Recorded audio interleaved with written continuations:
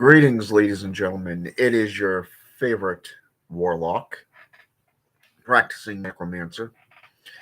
And today I want to kind of just bring you something that I've been asked about, but also things that I've witnessed, my personal beliefs. And some of this may even piss off the higher ups, I guess you can call it, the so called closed minded individuals out there. So let's talk a little bit about this. First of all, my personal views on the African Caribbean traditions, or even the European traditions, such as shamanism, necromancy, or even the Western and Eastern philosophies of Satanism. Okay. Personally, you don't need a temple, you don't need a church to practice these rites and rituals. You don't even have to be a part of these organizations to even begin to be a practitioner. If you truly want to be a practitioner, pick up a book, or hell, get a whole series of them. Read them thoroughly so that you have a sound understanding of the interpretations of them from various different authors. Even if you're friends with individuals who actually practice these traditions, I would recommend that you get in touch with them and say, hey, can I bounce some stuff off you? And kind of say, hey, can I get some insight into this stuff? What do you recommend? What, you know, what do you say, for example, what does this mean to you? Okay. Or better yet, I'm looking to do this type of rite or this type of ritual to get to know, say, oh, let's go with Baron Samedi, or let's go with Papa Gadi. Okay. You know, hell, even Oya or Chengo. Okay. You know, right there, I just named off a couple Loa, and I just named off a couple Orisha. Okay. But let's say, for example, you want to get into demonolatry. If you want to get into demonolatry and you want to, get in touch with, like, say, Lucifer, you know, you go to a Satanist or a demonologist and say, hey, I'm looking to get into this. This is going to be, one of my first major rites, and I'd like to know what you consider or would consider for me to do. And they could say, well, first I'd recommend that you build up a repertoire with the spirit, basically getting to know their likes, their dislikes, their energy, their currents. Who are they associated with? Like, say, for an example, if you're getting in touch with Lucifer, you don't want to just go up to Lucifer and go, hey, dude, I want to get to know you. You want to start lower on the food chain, like, say, let's go with King Paimon, who is considered to be one of his most trusted um, officers, if you will.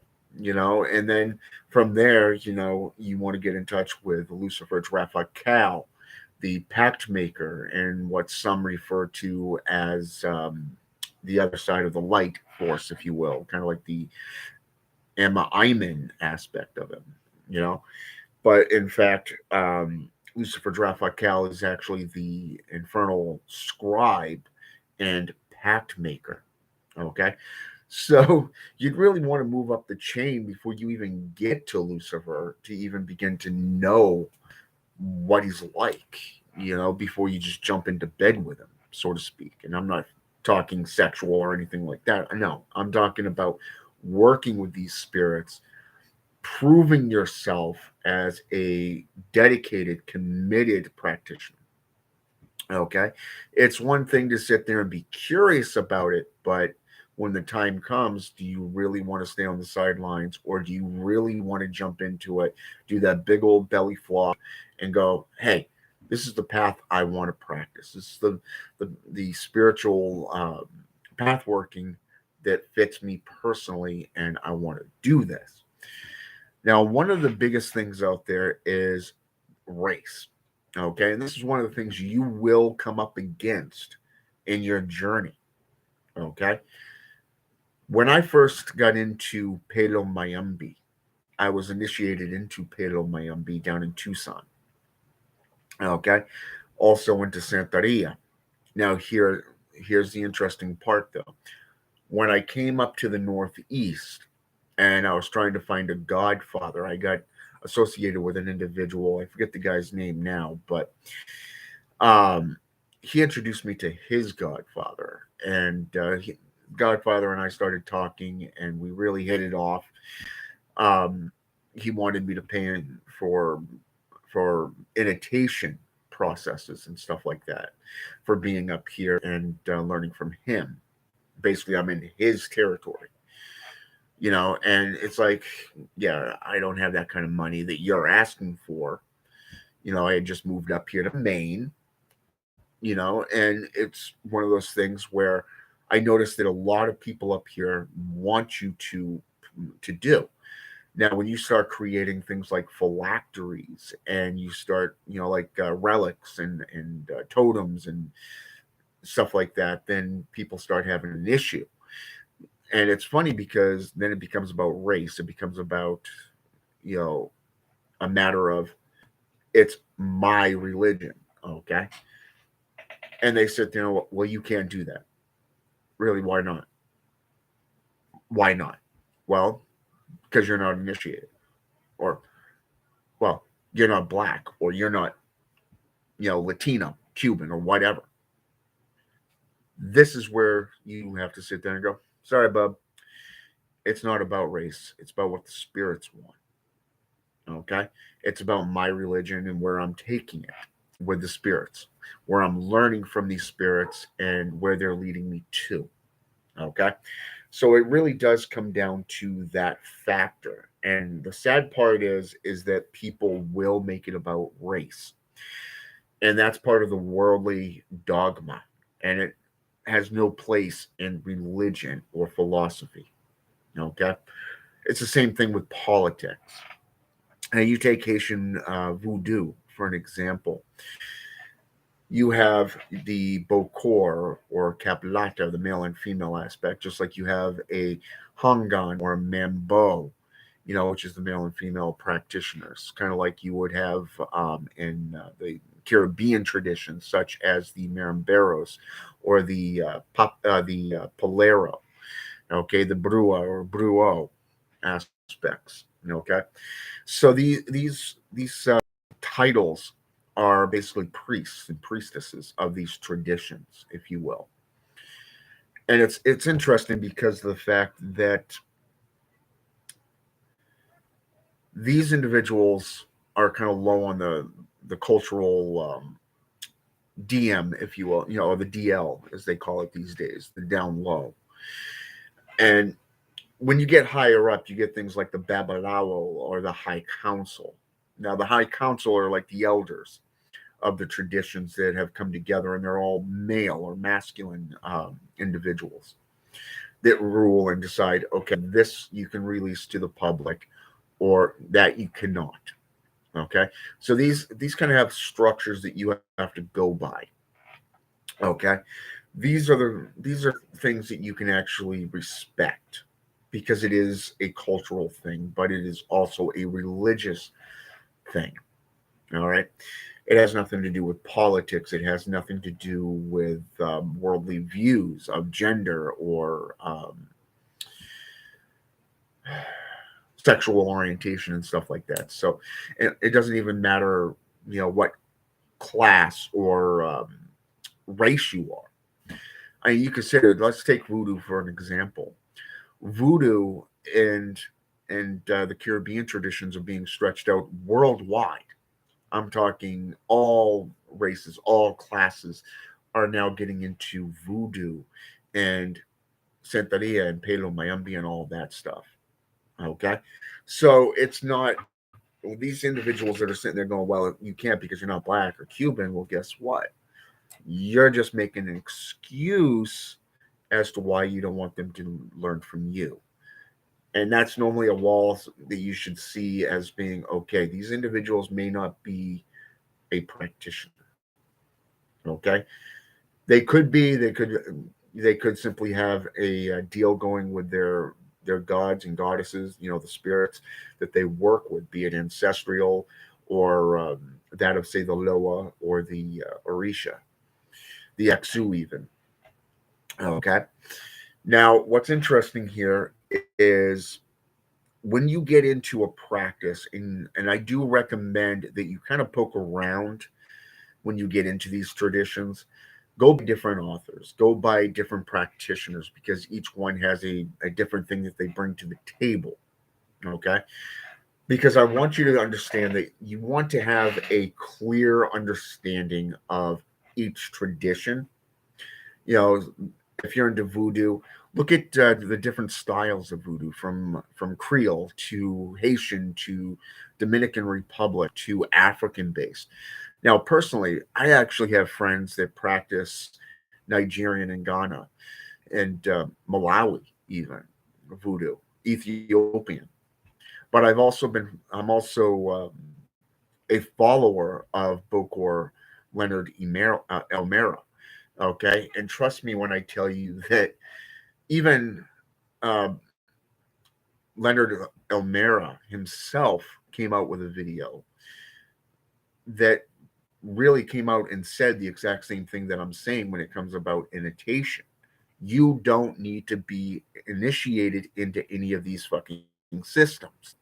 I said this once before in one of my videos, but today I want to bring it to you in a different perspective, because I've had people come to me and say, "Hey, what kind of material do you recommend for these traditions?" So I thought I'd share some of them and my personal insights. So let's start with Brujeria. Okay, for Brujeria, there's a few authors that I would recommend, from Puerto Rican to Mexican to even to American, even, and one of which is put out by Alexis A. Uh, Dondo and Eric J. Labrado. And I probably butchered their names, and I do apologize in advance. Magia. Okay, very, very good books. And this one here, The Blood of Brujeria. This is perhaps one of my favorite books on Brujeria. Right here, these two books here. Um, I wasn't really a big fan of American Brujeria, but when it comes to Amare, this is one of the go-to books that I would recommend for Amare. Basically love and compassion spells and stuff like that. If you want to get into monetary stuff like money and protection and stuff like that, I would recommend getting into this. The same thing with the other two books, because of the fact that they deal with protection, they deal with some curses, such as scorpion oil, for an example. Love that oil. It's kind of like voodoo powder, the zombie powder, or the curse powder, the hex powder, or whatever you want to call it. Now, Katrina Rasbold, The Path of Healing Magic, The Sacred Art of Brujeria. This book here is unique in its way, because unlike the others, she actually puts in a section specifically for students. Think of it as the student's path working, if you will. And like Christopher Penziak's work, she actually kind of just puts it out there and says, "This is what I recommend. This is the perception that you should take when getting into this path." And I really like that. Now, my favorite is Puerto Rican. I love this book. So much information is in this book from a hereditary family lineage that you just don't see in most books when it comes to Brujeria practices. I mean, you can go to oh, what's his name there? Bruo. I can't think of his name offhand, but he's out of Boston. He's in, Massachusetts, Boston region, and he actually comes from a Cuban background. You watch. I'm going to remember his name down the road here, and it's I'm going to sit there and kick my own ass for it, but it's there. But yeah, he talks. This guy talks about the science and the chemistry, the history, goes into the prayers and the spiritual courts. I mean, the magical models and divination and everything, just in this one book. So I do recommend that to you. Now, Maria Silva, Brujeria, the ultimate guide to folk magic and witchcraft in Latin America. This one I thought could have been a lot better, but she does bring stuff to the table that some of the other books don't, like banishings, protection rituals, herbalism, even, and their uses, not just the candles, the dressings, and different plants and herbs, different aspects of it. But it's mostly candle magic, basically, that she gets into. And I really do like that because I deal with a lot of candles and different things from different rites, from various different religious perspectives, from Satanism to Palo Mayombe to Voodoo, even. And even as a practitioner of Brujeria, I have to say, as a necromancer, the types of candles that you use are very important, especially with the cleansings, the banishings, and the protection stuff, but also the way you set up your temple, especially your ritual areas, your altars. Very, very important. And she does touch on that. Okay. Now, for Santeria, my favorite, um, down in here real fast. All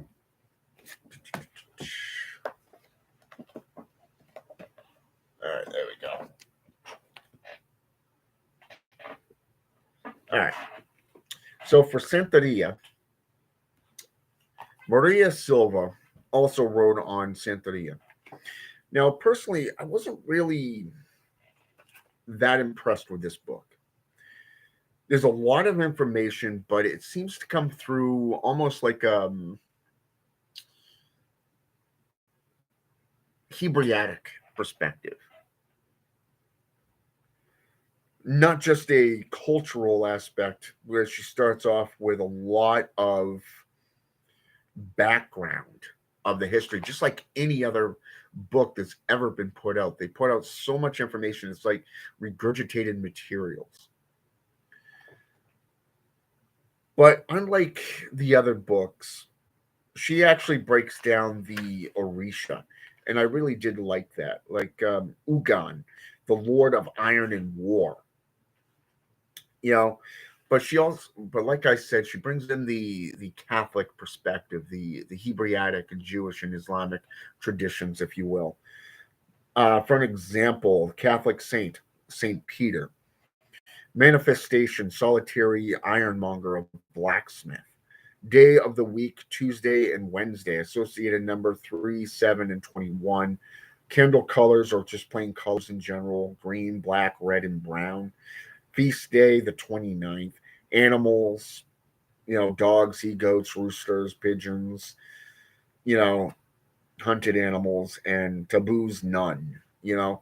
But Yamaya, you got Ushan, you got Oya, my favorite Orisha, the Lady of the Dead, if you will. I love working with Oya personally.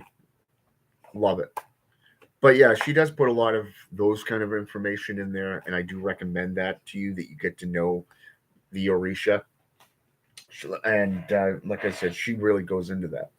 Now, the two books that I do recommend when it comes to Santeria is by my Jean Gonzalez Whippler. Now, I do apologize if I butchered your name. I do apologize for that.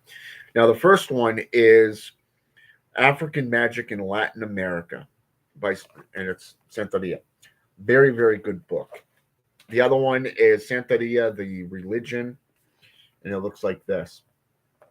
So, two books by the same author.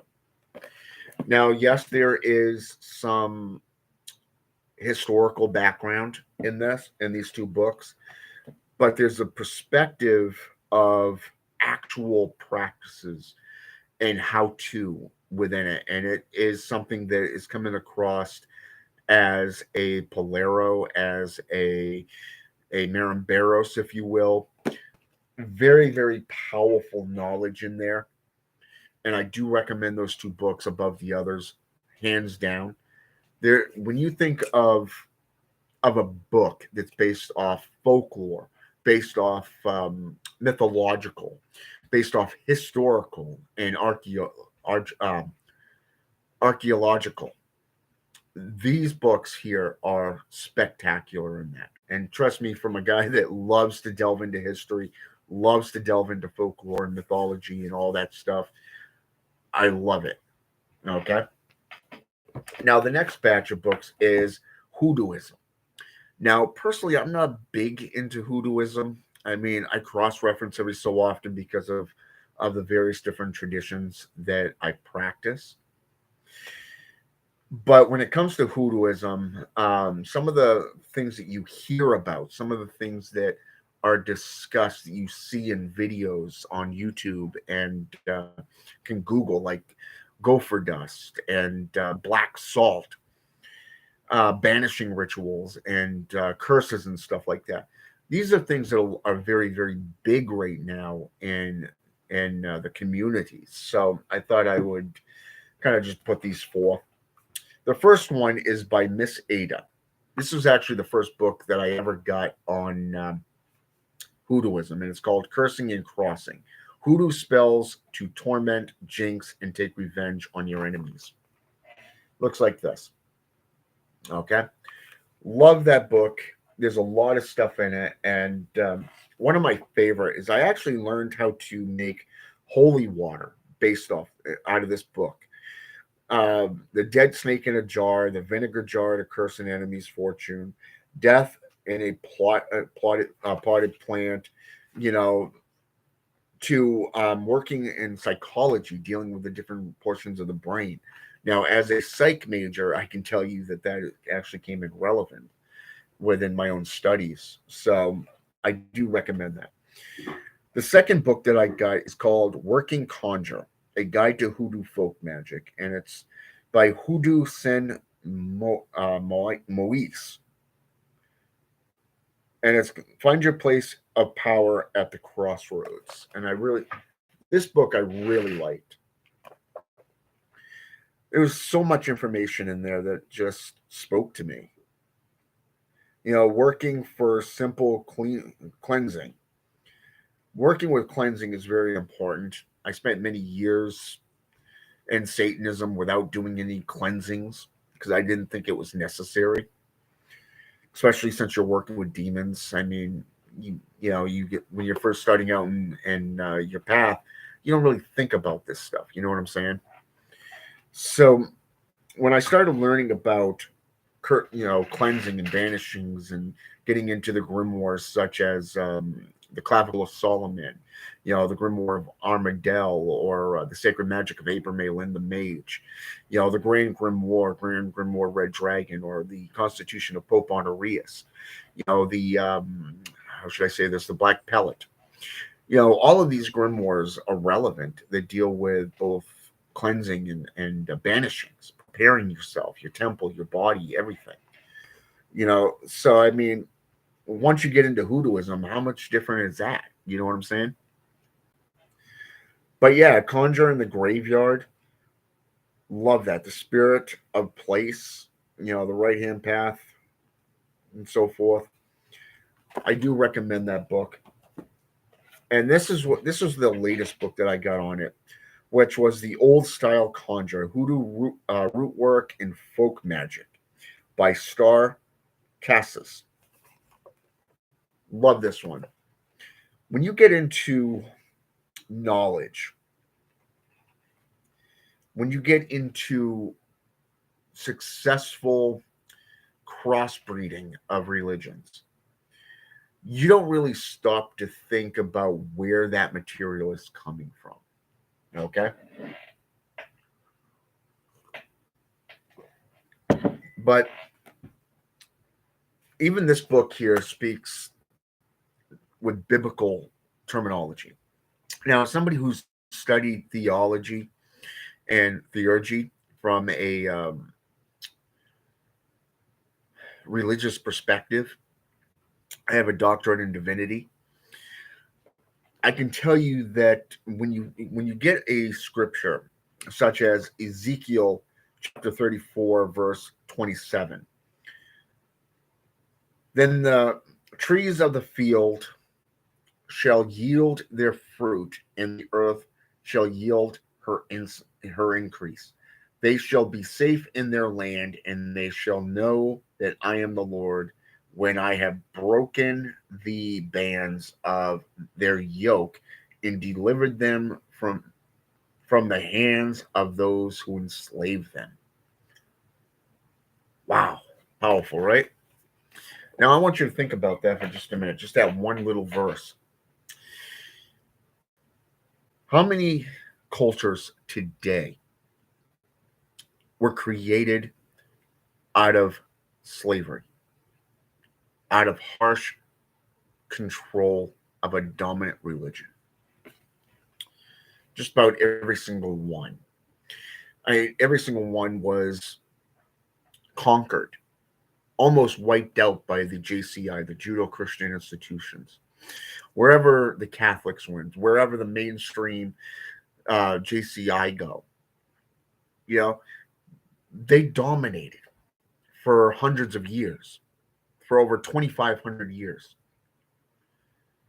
So to see how these traditions adapted, like Santa Monte, for an example, how Palo Mayombe and all of them turned their old folk saints, their folk gods and goddesses into saints.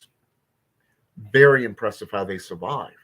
And you can see why the African Caribbean traditions are so popular and why they are so resilient.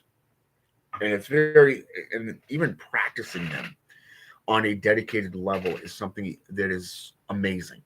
The energy, the currents. Now, when you get into Palo Mayombe, there's a lot of different books that you can get that's in Spanish or in English. But there are a couple that I would recommend to you. And one of which is considered to be a little bit of a radical in the community. And that was by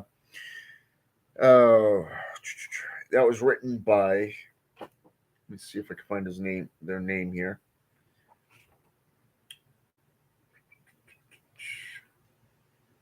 Carlos Antonio de Bourbon, Galdano Montenegro.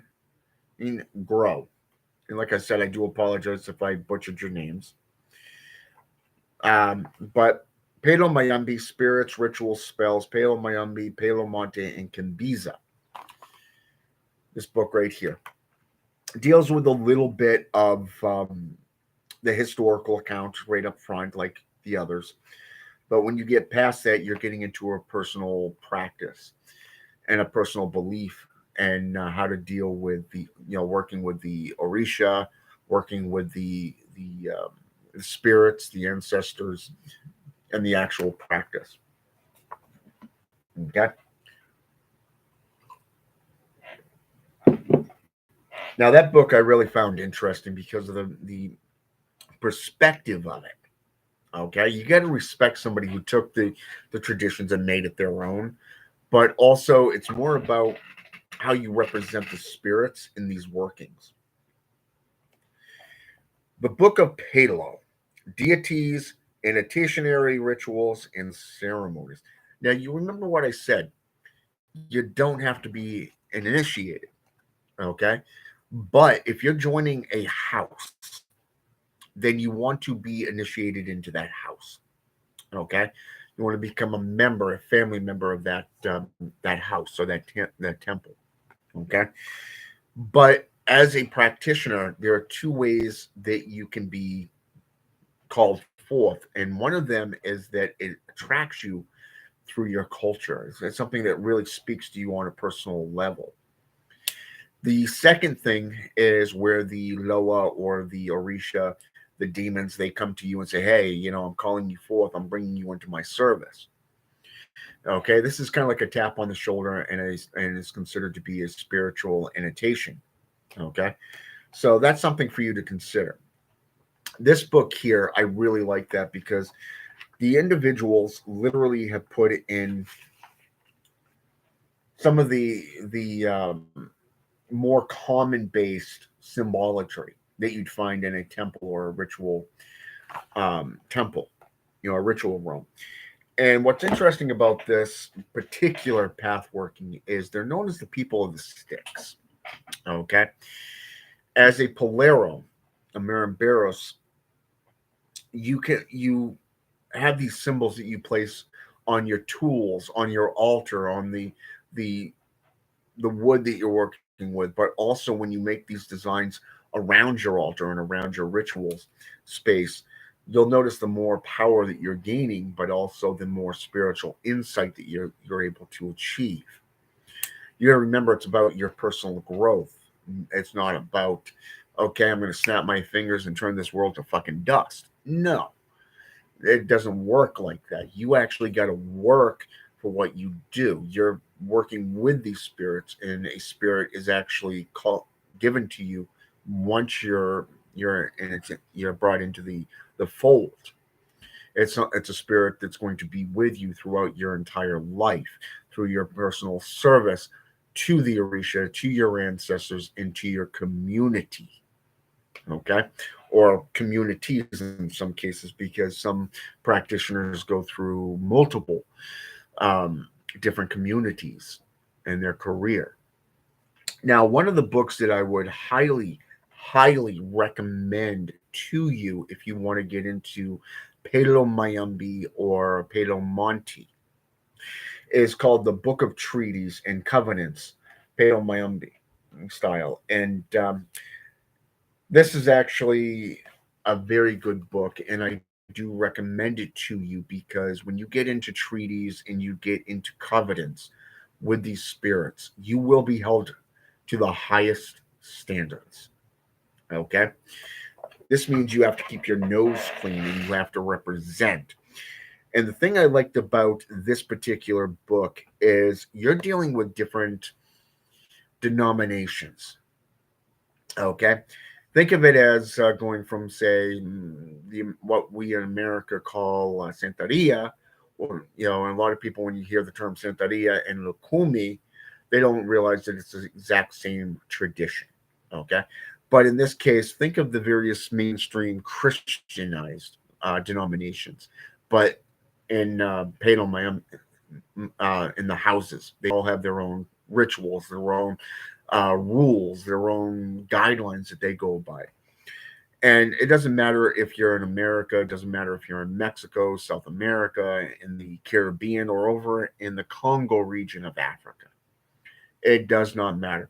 This book covers every single region where Pedro Mayombe and Monte is practiced. Okay? So I do recommend this to you. Okay? Very, very powerful book, and I would recommend keeping this book near your temple or your altar. And if you are a traveling polero, a priest, a babalawi, or whatever title you want to bestow upon yourself, I would recommend carrying this book with you, especially if you're going between countries, because of the fact that it'll come in handy, because you can go in there and go, okay, I'm going into Cuba, or I'm going into, say, for an example, Haiti or Dominican Republic. I'm going into the Congo region. Or, let's see, okay, right here. These are the rules I got to go by in this land. Okay, it, because you're dealing with the spirits. You represent those spirits. All right. Now, let's move on to voodoo. I know a lot of you like to hear about voodoo. So I'm going to give you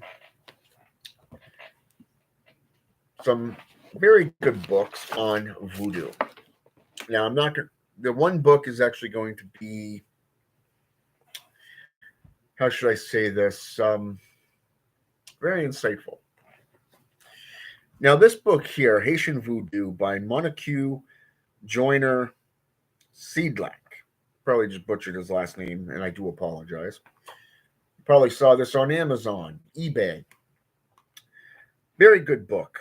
A little radicalized, I think, but he breaks it down into the Loa, the Loco, and Yazan traditions, the Mariza, the Legba, all the way into Dambella, Brigitte, and different traditions. Really like that about him. The next one is called Voodoo Shaman. Honestly, I didn't know what to make of this when I first read it, because you don't really think shamanism when dealing with ancestral, lineages such as voodoo. But as my teacher, so colorfully points out to me every so often, is become a good practitioner. You have to have a balance factor. You have to have a lot of knowledge between healing and destruction. Okay, you can't just do all destruction aspects and forget about the healing. So it would be like doing things of hate, like dealing with let's go with Braxis, or the inciter of warfare and hatred between siblings and friends and family and so forth. Creation of warfare. You know, you can work with that spirit, but then eventually you're going to have to work with, like, say, Asmodeus, and work with desire and wrathful aspects. Things that deal with the light and healing, such as angelic magics and stuff like that. I'm not one to work with angels, but when you work with fallen angels, you got to work with the fallen angels and the demons. But this book here I found very insightful because, like the occult scene, you're dealing with the tree of life, and I'm going to show you this. This is actually on page 61, and you notice the tree of life. Everything from Norse mythology down to the Middle Eastern traditions, even if you want to get into the magic of Thoth, and African paganism, if you will, you're going to be dealing with the different worlds. And in voodoo, you're dealing with the three types of Loa: the Petro, the Rada, and the Gadi, the family of Loa. You're not just dealing with the spiritual, such as your ancestral lineage. So you really got to get into these traditions and learn the difference between what the Rada spirits can do, such as Papa Legba, um, Baron Samedi, and what the Petro and the Gadi family are like, and what they can do. You got to remember that the Rada is more like angels. The Petro is dealing with the underworld, and then you got the Rada, or the Gadi, I should say, which is more non-ancestral lineage. And that one there, you really have to get into to understand. So if you're dealing with the three different worlds, you're dealing with the upper, the lower, and the spiritual realm. So you can see how that plays into effect. Now, the thing I like about this is this author, Ross Haven, really got into the spiritual aspects of voodoo. And a lot of people don't get into the spiritual. They tend to get more into the actual practices, the historical accounts. They don't get into the mystical or the spiritual. And that's one thing I like about this author and the book, because you're learning about spiritualism, you're learning about the prayers, You're learning about the rituals and the roles of the practitioner. You're dealing with for an example, Zen and the art of Chinese whiskey. Just out of an example here, or the road to ash. You know, I mean, ash plays into many cultures, from voodoo to Santeria, even the what do they call them out of India? The uh, my brain is not working right now. I've been up since 2 a.m. But you know what I'm talking about. The Agori.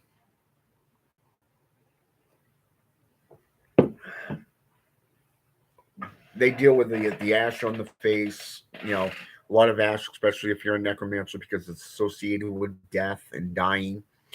You're working with that stuff. You're dancing with the dead. You're working different aspects. You're working with music. You're working with the gods. And my favorite image right here is on page 135, and it's dealing with the pyramid, self actualization. You're dealing with cognitive, esteem, love and belonging, safety, and sociological aspects. You're dealing with survival layers. You're dealing with love and the bridge between worlds, seeking and self actualization layers. I really love that perspective because most people don't, put into the effect the three layers of the worlds that you deal with as a spiritual practitioner. Now, you remember what I said about spiritual workings and everything. Voodoo Visions by Sally Ann Glassman. This was actually the first book on voodoo that I got. And I've had this for years. And it was interesting because of the fact that when I first started getting interested in voodoo years ago, back before I became serious about it and the practices, this book was actually recommended to me by a former friend that lived out in Las Vegas. I lost track of where she is, and years ago, but I don't know if she got off Facebook, or if we just lost, got so many friends that we just stopped seeing each other's profiles. I don't know. I honestly don't know, but it's called The Encounter with Divine Mystery, and it's called Voodoo Visions. It looks like this. Okay. I really like this book because this is actually where I first came across the Boko or Bokor aspects of voodoo. Now, personally, when I got into voodoo, I was a practicing warlock. I was heavily influenced by Satanism, you know, and for me, being a warlock was about being the bad guy, the outcast, the one that's always judged and hated, because that's been my experience in life, you know.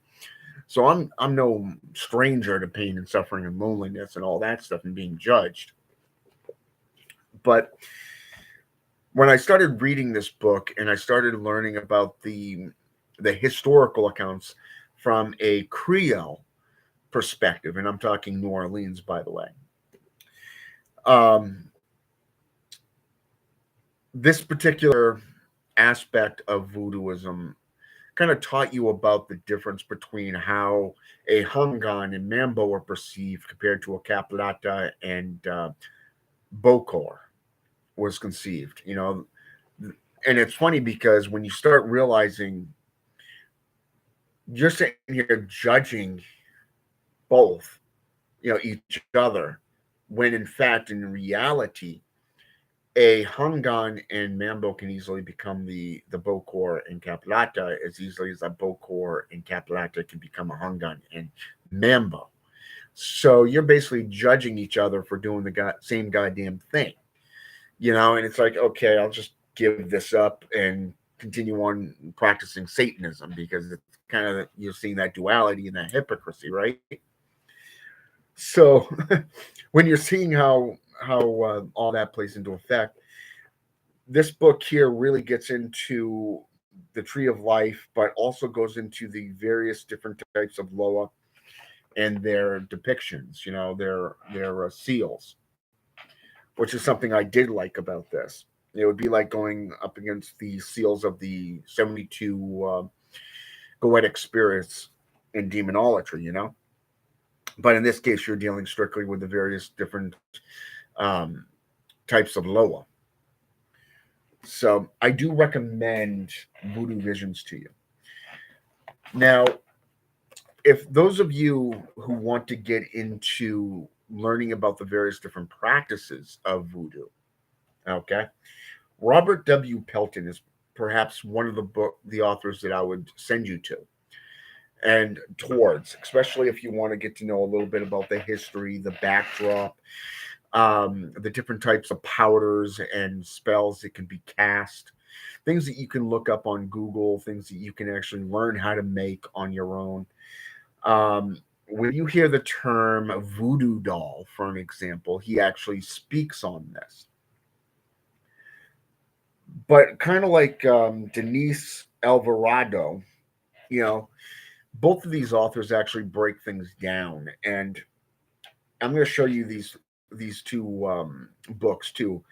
The complete book of voodoo, which is this one here, and the voodoo doll spell book.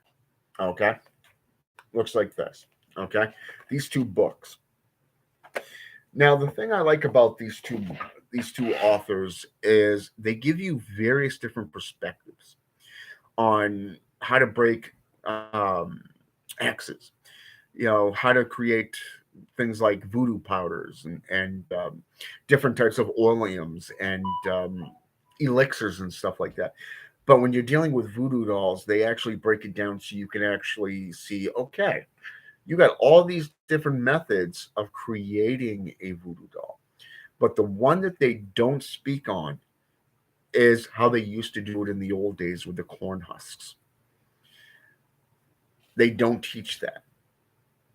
I actually had a teacher that actually shared some gnosis with me on how they used to do that in Haiti.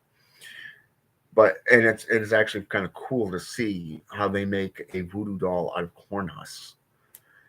And all they do is they use twigs and the husks.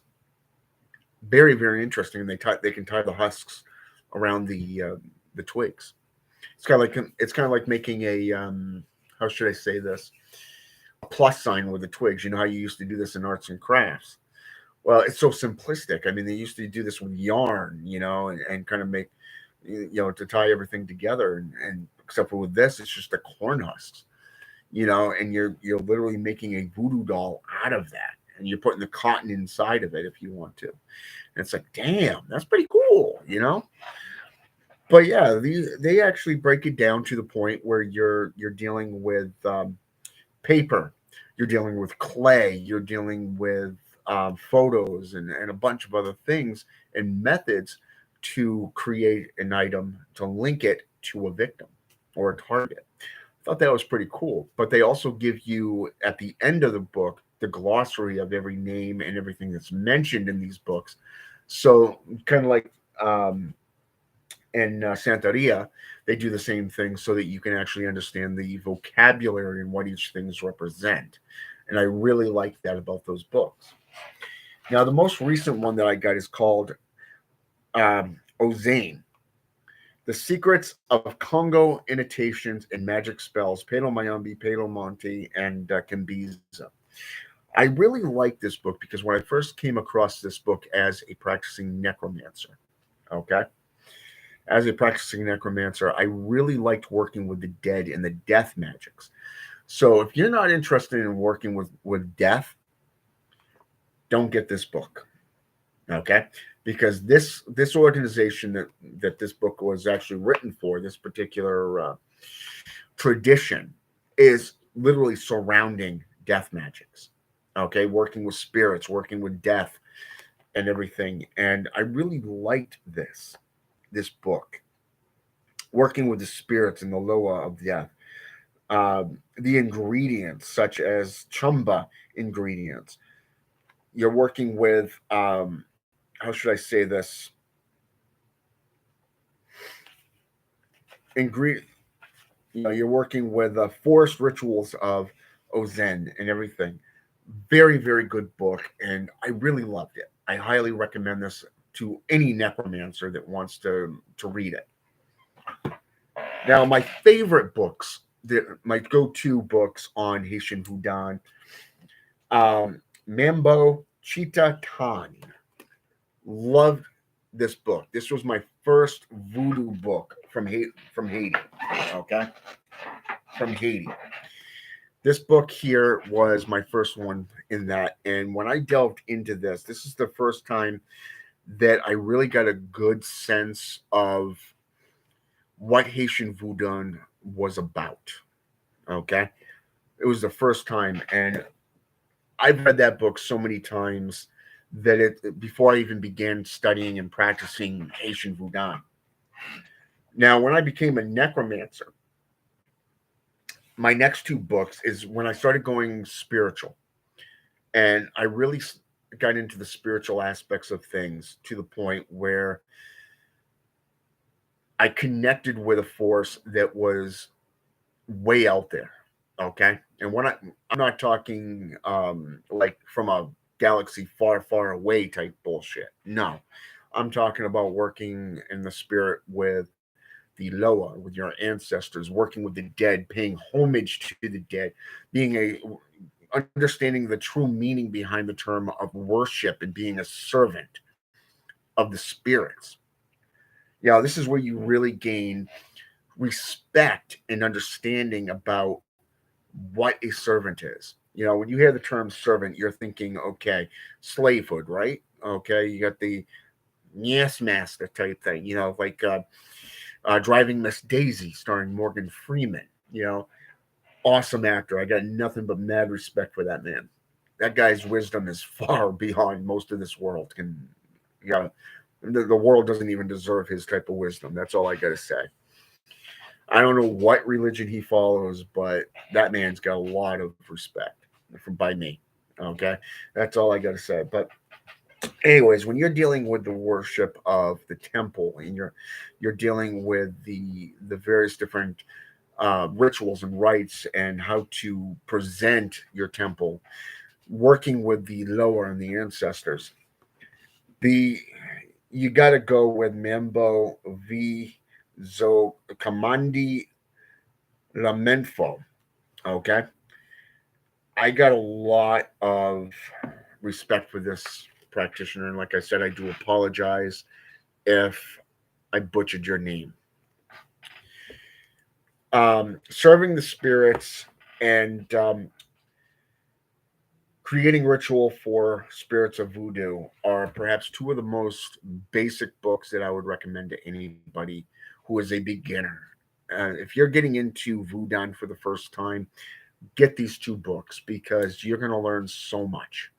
You're going to learn on how to present yourself, what kind of offerings to put before the spirits on the altar. You're going to learn how to build your own altars. You're going to understand what a servant, what a priest or a priestess is, what you do as a representation of the spirits to the public as an ambassador. You're going to be having that, okay, I got to worship in this manner. It's a persistent thing. It is a lifestyle. It is something that there there there really is no doctrine to these religions that I just named off. There really isn't. There's no ancient scroll. There's no text or books that can really tell you because like Satanism, there's really no right or wrong way to do it. It's just these come from actual practitioners who have learned through hard work, dedication, and commitment to their path. And that's something you got to give up to these practitioners. That's something that you got to go, okay, I got mad respect for these practitioners. So I may be a Bokor, you know, I may prefer to work with demons. I may work with the Jinn, the Orisha. I may go between the African Caribbean traditions. But here we are, and these are the paths that I recommend to you. Okay, and for myself, this is what works for me. Okay, so it does come down to you and what you want to do. But I want you to remember that you don't have to be initiated into any given system. All you need is to say, okay, this is something that speaks to me. I'm not just curious about it. Even though I am curious about it, I'm going to do my homework. I'm going to delve into it. I'm going to read it. And on occasion, I'm just bringing out some stuff here. You're going to come up against losers and fakes, that have no real understanding about what these practices are, like John Ramirez. Yes, I've done videos on this moron. He's been called out by everybody from his own flock to former followers to practitioners in the field. So he's getting called out on both sides of the line, not just by Christians but also people who actually practice Palo Mayombe and Santeria and everything. So you're going to find that people like John Ramirez are out there, and I would not pay any attention to him. I actually laughed my ass off when I read his book because I literally, this was brought before me, because they knew that I was a practitioner of both Santeria and Palo Mayombe. I had been since I lived in Tucson, and that was over 10 years ago. So it was funny because they came to me and said, "Hey, could you do a video on John Ramirez?" So I didn't just go out and get his book. I also watched every single YouTube video that he put out and was a part of. I went to people who, not just those that recommended him, but also those that were against him. I mean, there's an entire channel dedicated to exposing him as a fraud. Okay, his own flock, like I said, former flock members who have called him out on his idiocy. So basically, this guy is not protected by either side. So he's on his own in that manner. And a lot of people really hated me on that for putting the truth out there and really, not holding back and showing the evidence. I mean, I shared it right out of his own mouth, literally, in his own videos. I gave exact sources, exact videos, and everything. So that's right up there. So, I mean, when you get into root workings, I want you to realize that it doesn't matter if you're going into Satanism or Palo Mayombe Santeria, you're going to find fakes like this. Don't let it discourage you. Don't let it get you down, because you got to remember that you are called to those traditions. It is something that really speaks to you on a personal level. It is about you, your spiritualism, and your particular path workings. Okay, so if you dedicate yourself to any number of religions, such as Brujeria, for example, which is what I practice, mainly because I can go between all of these African Caribbean traditions as a necromancer, I really do like them. Okay, but like I said, I don't practice hoodooism. I just never got into it. I mean, I can read their material, I can cross reference them, and I got to shave my goatee down a little bit. It's bugging my nose. But I these are the books that I recommend. Okay, and you can, once you read down through them, number one, you can understand why some individuals get that false persona of, okay, you can't practice it because you're white. You can't practice it because you're not Latino. You can't practice it because you're not initiated. There was a guy years ago, a few years back. His name, I was friends with him on social media. His name was Guy Creasy. He was a voodoo practitioner. I believe he was out of, what was it, Louisiana, I think, down that way. And he used to post all kinds of things. There was a guy that's always doing rituals, showing rituals and stuff like that this guy did, and it was always the same photo, always the same fucking photo. And so I went to him when like I said, when I first got into voodoo, and I was curious about it. And I went to ask him, I said, "Hey, would you take me on as an apprentice, or, could you recommend sources?" "Well, I can't teach," he says. I'm not permitted to speak. I'm not permitted to teach. I said, "Why?" He says, "Well, because Bondi said I can't." Really? Hmm. Last time I knew, spirits don't tell you that you can't teach. They simply say, be careful who you teach. You got to remember that most of these traditions are oral in nature. Not everything was written down, it was spoken, much like Druidism in ancient Gaelic. Okay, so when you get into these traditions, that you're going to find that there's some people that will sit there and go, well, I'm not permitted to teach. Well, why not? Because I'm a Bokor. What's that got to do with it? You supposedly got this many years underneath your belt, and you're not going to teach some of your wisdom. You're not going to take on apprentices. Wow, you're just going to make excuses. That tells me that you're fake. But when I started delving into voodoo on a dedicated level, and I started learning the practices and everything, I did a video and I said, "Hey, you know what he said was wrong. He he said he's not permitted to practice. He's not permitted to teach, rather. Well, guess what? You are permitted to teach. You're choosing not to teach. Okay, there's a difference, and what it comes down to is the culture. Okay, this is a cultural perspective. Again, you're dealing with race. You're dealing with the laws of those and the creeds of those traditions. For an example, a lot of these authors will tell you that they have to bump up to the high command, the high council, to say, to decide, okay, I'm allowed to. You're telling me that I'm allowed to talk about this stuff, but I can't put this stuff into it. Okay, that's something that's respecting the Loa, but it's also respecting the tradition.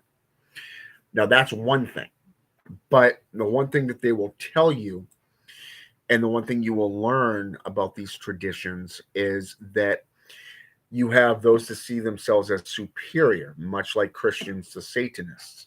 Okay, you're a Satanist, you're going to be wiped. You're going to have the floor mopped.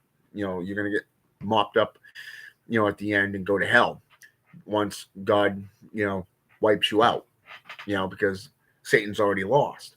That's the Christian perspective. That's the lie that they tell themselves, and it's regurgitated materials. Now, when you look at this, the Hangan and Mambo, or the Papa and Mama, depending if you're dealing with Dominican Republic or that of mainstream voodoo, will tell you that a Boko or Bokor, not to be mistaken with the Bokor with a C. The Bokor with a C is like a medicine man. Okay, so don't mistake that spelling for a regular Boko or Bokor. Okay, with a K. Okay, do not mistake those two. They're two different types of practitioners. Now, the Capilata is the female version of the Bokor. Okay, now according to the traditions, okay, the Bokor is an uninitiated. Okay, but it's also somebody who has utilized black magic, worked with demons to kill or to curse somebody. Okay, so therefore they're like Satanists, they're like devil worshippers in a sense, where they're unclean and unworthy, and that's what that comes down to. But in essence, they sell cures. They peddle their cures and their herbs and plants and their merchandise just the same. Okay, so again, there is balance and there is equality within these traditions. So when you come across somebody who says you can't practice, tell them to go fuck themselves. It has nothing to do with race, class, or creed. It comes down to the religion, and if you are called by the Loa, then you are already initiated by the Spirit. Okay? Therefore, the only other way is saying, hey, if you find a teacher, cool. If they're willing to teach you, awesome. But when it comes down to it, pick up a book or several books and just start reading. Start applying it. Experiment with it. Set up erect altars. Do it by what those books say, and see what happens. Make those connections with the Loa. Call upon your ancestors. I guarantee it, you will not be disappointed. Trust me on that. But don't, and I'm going to say this again, don't take these practices as children's bedtime stories. Take it serious because it's not funny games. Even Bokor Leonard Elmera, this is something I have to, point out that he has said. Don't take it as a joke. Treat it seriously because the spiritualism is there. This magic is real. Just like doing spells and rites out of Brujeria or Satanism or Wicca, paganism, when you're doing spells and rituals, there's no doubts because when it works, it fucking works. Okay? I have seen where a Wiccan has turned Baptist because she has gone too far in and treated it as a joke. I have watched her best friend go from a Catholic to a fucking Wiccan. Okay? Because she saw the results. Okay?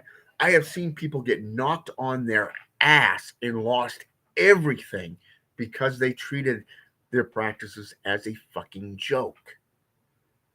Okay? Take it serious because it is a serious practice. Spiritual warfare is no fucking joke. Spiritualism and a religious perspective is no freaking joke. Don't treat it as such. Take it serious. Learn, grow, see where it takes you, but also apply it to your life. You won't be disappointed.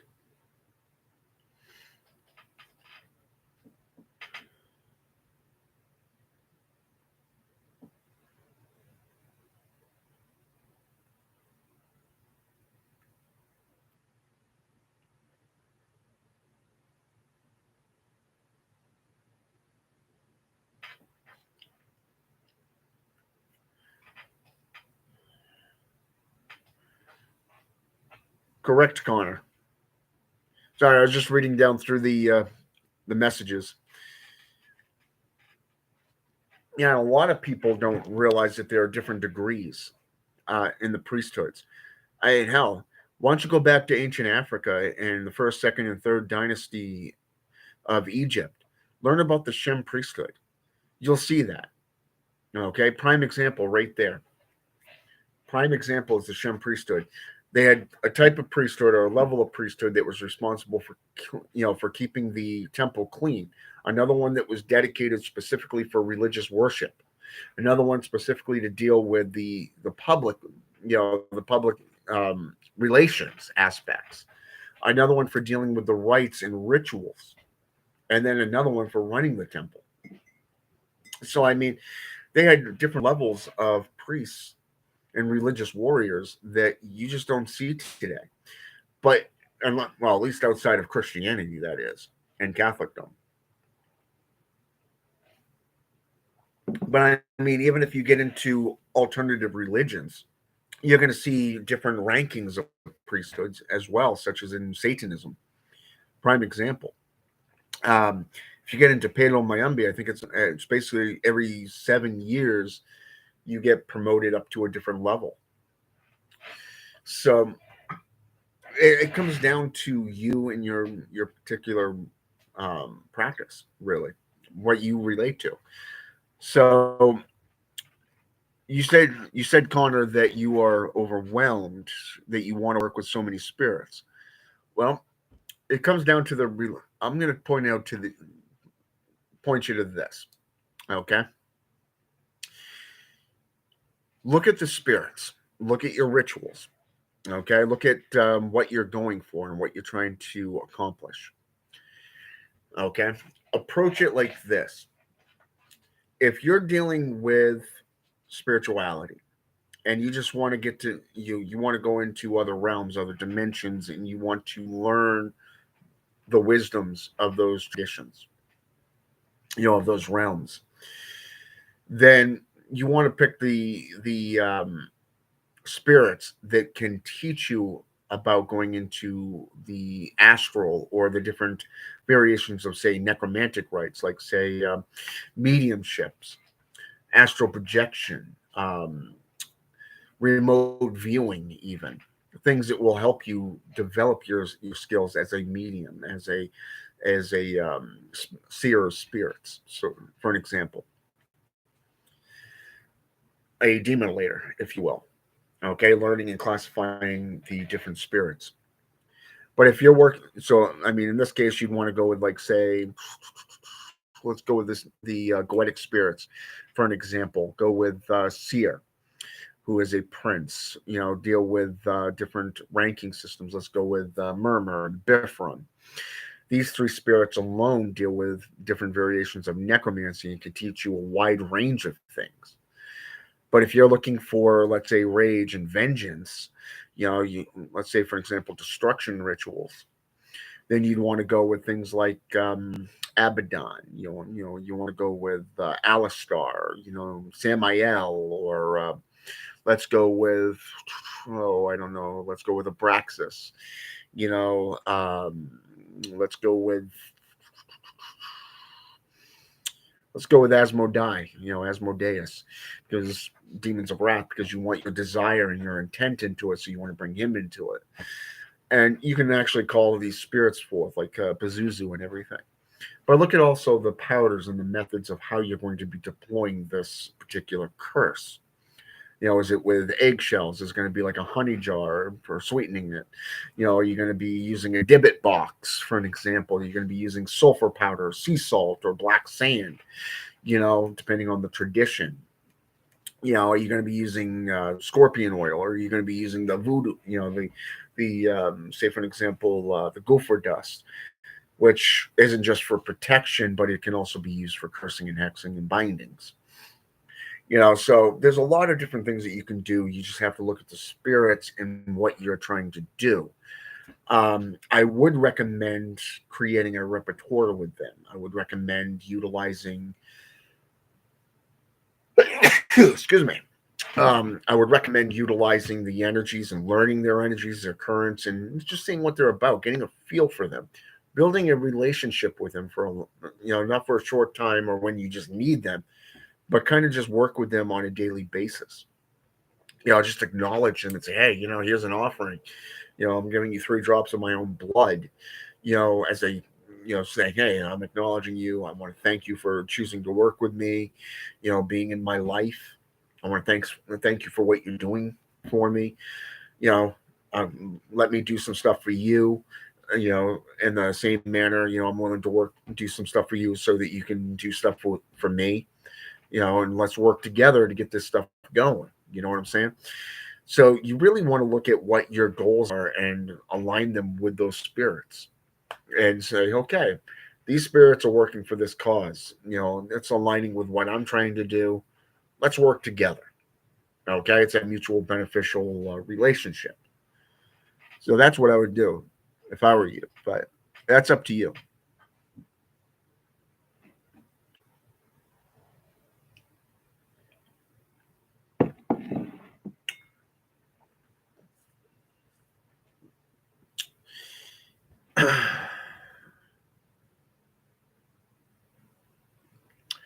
Well, personally, I wouldn't call on spirits for that matter. If I was going to do something like that, I would choose the thousand cuts. Okay. Now, I know you probably don't know what I mean by that. There's an old expression, an old proverb, which states, to kill a man is easy. 1,000 cuts is worse than death. Okay. I had an enemy once that I had to deal with. I created a dibbit box. Okay. I started out with a jar, a cursing jar. I used this individual's photo. I used iron. I used nails, 3 nails, and I put them in his eyes and his mouth, his vocal cords, uh, kind of blind and mute him. So this individual could not do anything. I used sulfur powder, black sand, salt, sea salt type thing. Made it crystallized, black salt to be precise, because it was a form of a curse. I'm done with this fucking individual, and I wanted to get rid of him, this individual. So what I did was I started cursing this individual, and I had all the equipment laid out and everything, and all of a sudden, my patroness got in my head and said, "Hey, let's go into Jewish custom, Dibbit box. Take what you're doing, take it to a whole nother level, a more vile level, you know." And it was funny because of the fact that at the time I went to Hobby Lobbies and I was in there, and they ended up having I was already like a week into this curse, because I was cursing this individual daily for like 7 days. And it was funny because I ended up going into Hobby Lobbies, and I was looking at boxes. I found myself looking at these boxes, these wooden boxes, and I found this chest. It was this small chest that was roughly about 30, maybe $40, normally at full price. And I ended up getting it for like half off. So I ended up picking up two. One is still in my altar room today because I use it for storage for certain items. But it was funny because of the fact that I saw my eyes instantly went to this particular chest because of the design of it. It had the latch, it had everything, and it was that old fashioned medieval type chest looking, box. So I got it, and I ended up drawing seals on it for my intentions, and I started using the seals for like um, blind obsession, internal pain, the blood curdling, the blood poisoning type stuff, you know, extreme isolation. And that's basically what a Dibbit box is a spirit or a person that is not friendly to other human beings. You want to isolate them. It's worse than death itself. It's like 1,000 cuts. So I ended up, sealing. I put everything from that curse after about a week and a half into that box. I sealed it up. I ran all I let the candle wax drip all down it, sealing it closed. And then I tried getting rid of this thing by burying it in the woods, and I couldn't do it because of all the fucking roots. And then I decided, you know what, let's go to the cemetery and bury this thing. I had the shovel, everything. Well, guess what? That didn't work. So it was like too many fucking people were in there. It's like, you know? Well, then I thought, what about the river? It goes right out into the ocean. It's almost time for them to open up the floodgates. And I was driving home, so I took it after about 3 weeks of being in the altar room. And like I said, I went to bury it. I tried to put it in the cemetery, the woods, no go. Well, I ended up going down by the river, and I threw it into the river. Internal darkness for all time. Over the next 3 months, the individual that was my enemy vanished from my life. Vanished from my life. Just gone. Every so often, somebody comes to me and says, "Hey, I had to defend you against so and so." It's like, what does a boot have with an ant? What does an ant have in common with a boot? Basically, meaning they're not worth your attention. Don't fucking engage. You know what I'm saying? Don't engage with them. Leave them to their own devices. They're self destructive. And what's interesting is with this particular one, I would recommend a Dibbit box to you. I would recommend sealing them away with a curse, something so vile that they suffer. They slowly, like a strangulation, if you will, a slow strangulation and loss of everything. That's what I would recommend to you.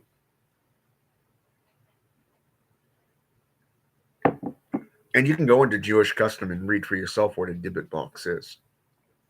There's all kinds of YouTube videos that speak on how to create them and for different purposes. A lot of people will just use it for different spirits, for a baneful spirit, but other people use it for curses. Now, you can actually use it for both. Rip their soul from them and just put it in there. Just bury it, get rid of it. Toss it someplace, where no one will disturb it, no one will find it, and just deal with it that way. That's what I recommend to you, Connor.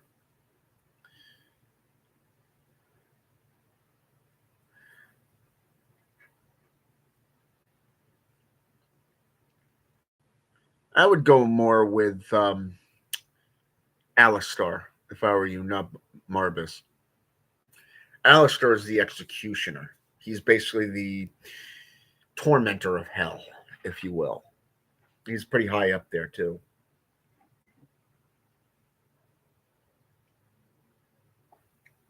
I think I've only seen him in one grimoire, and that was the Clavicle of Solomon, the Secrets of Solomon, rather, where instead of Astaroth, it's actually Alistair that is third in command of hell. So that's something for you to consider.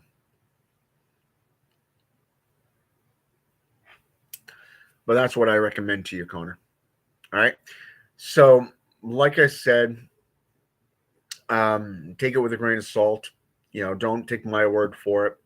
Do your own research into the various different traditions, and just remember, I'm not the only one who has told you as a practitioner of these traditions, you don't have to be initiated. You initiate yourself, and the spirit initiates you. Okay? When they choose you, you're already initiated. All right?